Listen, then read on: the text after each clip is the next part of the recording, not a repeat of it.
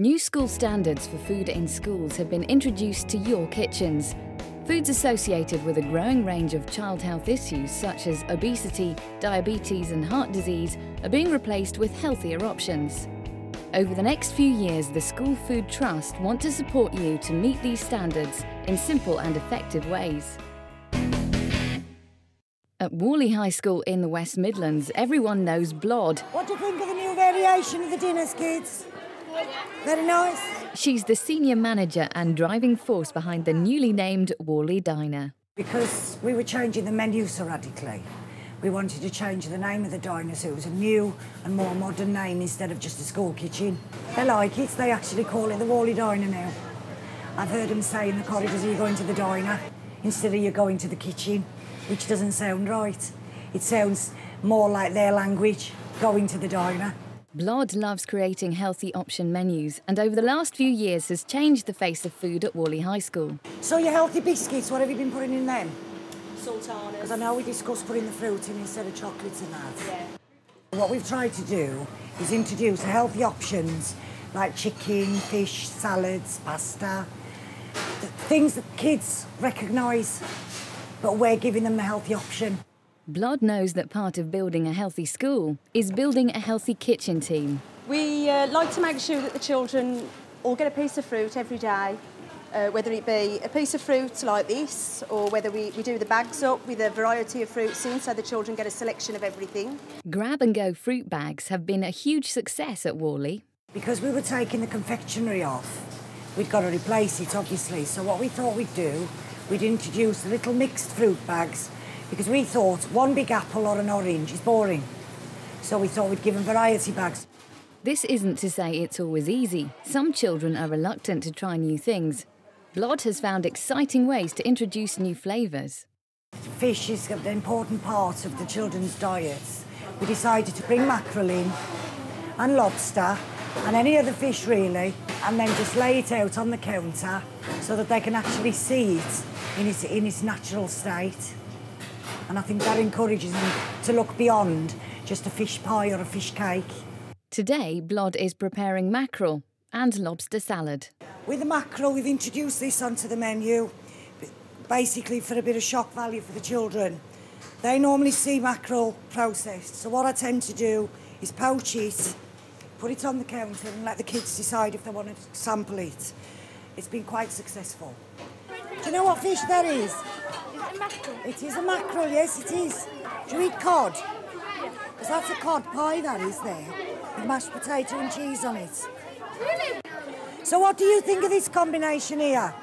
Well, I like it very much and I think it's better. Oh dear, you're going to be in trouble, you are. The team and I here feel privileged that we've been given the opportunity to educate the children because we've all got children. And it's a pleasure to see them coming and we do have very good feedback and it just gives us a buzz.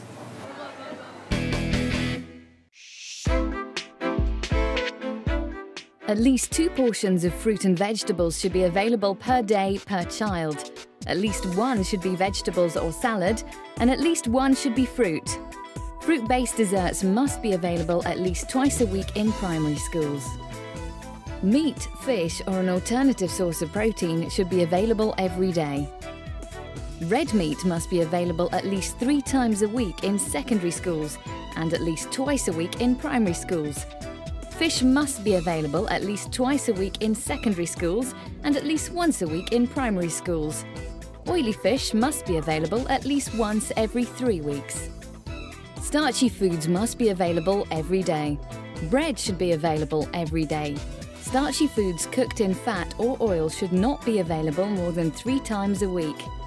On a day that starchy food cooked in fat or oil is available, a starchy food not cooked in fat or oil must also be available. A milk or dairy food must be available every day.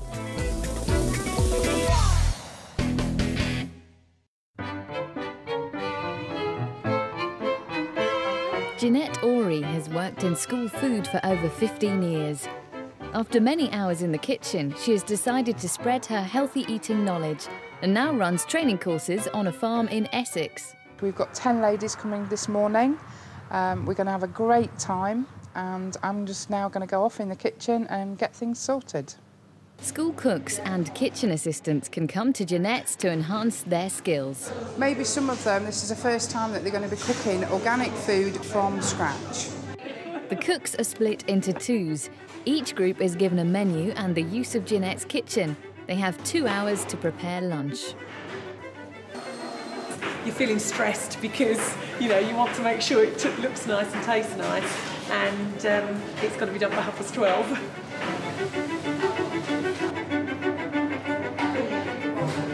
Get all this ready, put it in bowl and just put a tea towel over it. Jeanette understands firsthand the pressure school cooks are under. School cooks are an integral part of the school and in my opinion should be treated as such. We do a hugely, hugely important job.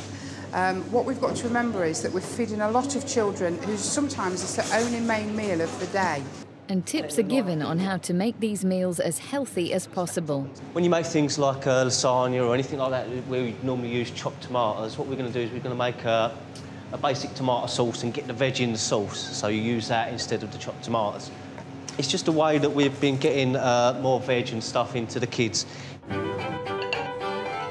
But I better try the one I made, otherwise everyone will think there's something wrong with it. Healthy food and tasty too.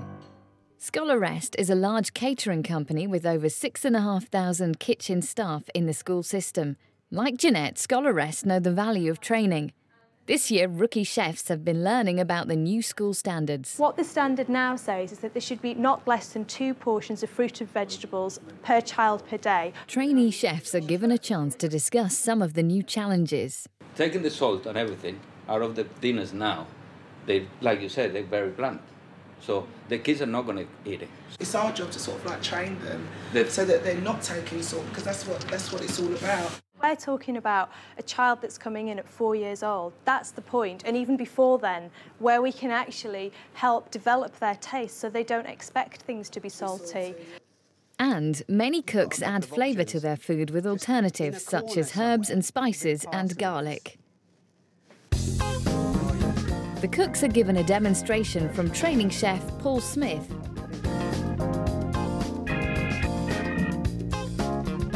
Then it's time to get stuck in.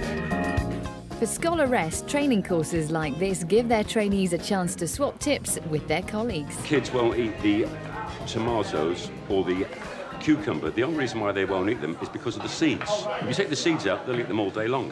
Children, they tend to eat with their eyes. You know, you look at the food and you think, oh yeah, it's lovely, and you know, they go for it. So I try to make it look tasty. And the new standards seem to be a big hit. We start everything from fresh fruits, fresh meat, fresh potatoes and all those things. So it's all fresh, and I think it's a good idea for the kids to have fresh food. Pupils should have access to free fresh drinking water at all times. Only healthier drinks should be available. Water, pure fruit juices, skimmed or semi-skimmed milk, soya milk enriched with calcium, yogurt or milk with artificial sweeteners or less than 5% added sugar, or any combinations of these drinks. Deep-fried foods should not be served more than twice a week. This includes foods which are deep-fried or flash-fried in the manufacturing process. Meat products may be made available infrequently, provided they meet the criteria for minimum meat content and do not contain prohibited offal. This applies to all shaped and coated meat products such as sausages, burgers and sausage rolls.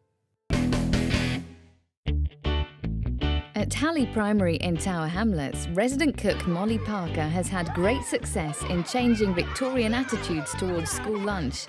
Molly likes to look at the food from a child's perspective. Yes, hello. We're 5 minutes away. We were all children, and all our environments define who we are.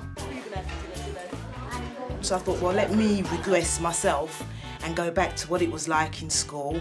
And I remember you've just been trooped along and you've got this really stern-faced woman and you'd be the little one, oh, please, please, like Oliver. So I thought, well, I want it to be a relaxed atmosphere. Stab, and then you take the knife and then you can pull the meat away, can't you? And so, you know, it's just basically all about keeping the children interested in food, or how do you do that? And like I said, it's going back to being a child. Molly likes to make sure the children understand what they're eating. She believes educating them is a vital part of her job. By putting the flashcards out, children no longer come and ask me, "What's for dinner, Molly? What's for dinner?" They can actually read it for themselves, and it gives them a choice. Would you like my darling? Would you like fish? Thank you. I've just printed bits and pieces out of an encyclopedia, and I've put them all around the hall because it just looked too sterile. And I wanted it to be bright, to be colourful, and while you're standing in line, you've got something to read. And also, not only you just reading, you're educating yourself as well. Molly's kitchen is 100% halal, but this hasn't limited her options. Even though they're prepared completely different, you can still make beef burger, or you can make lasagnas, or you can make a hot pot. It's a diverse community. The food that we cook isn't just based on a culture, it's based on the world, because basically that's what we try to encourage. But it's not all about lunch. She likes to make sure there's healthy food at break time too. Our fruit platter, we've made sure that it's colourful and it's bright. And once you know if it's colourful and bright, little people will look and say, "Oh, I like that. I love one of them." Like a banana. Molly has even helped set up an after-hours cookery club to get the kids involved in some hands-on kitchen fun. You've got tears in your eyes. Oh! Done spaghetti bolognese, tuna pasta bake. The recipes go home so that they can... And some of the children have come back and said to me, "Molly, we made this and we made that." And the parents will come up and say, "That was really nice." Working closely with the children has proved just the right recipe at Halley Primary. There's an expression that my mother uses: a mother to one is a mother to all. You want children to be happy. You want children to be willing to investigate, to learn. Have a little laugh, yeah, and I sing to my children, and they keep saying, "You should go in the X Factor one of these days." Who knows? The wheels of the bus go round and round all day long.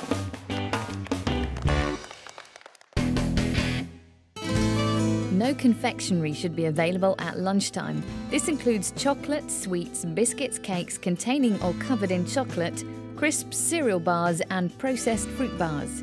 The only savoury snacks available at lunchtime should be nuts and seeds with no added salt, fat or sugar. Plain popcorn can be served. Table salt should not be made available to pupils. Condiments should be served in sachets or equivalent-sized portions. The 3 parts of the government's new standards for food in schools will be phased in by September 2009. Interim food-based standards for school lunches in all schools from September 2006. Food-based standards for school food other than lunch to be in all schools by September 2007. Nutrient-based standards and new food-based standards for school lunches will be adopted by primary schools by September 2008 and by secondary schools by September 2009.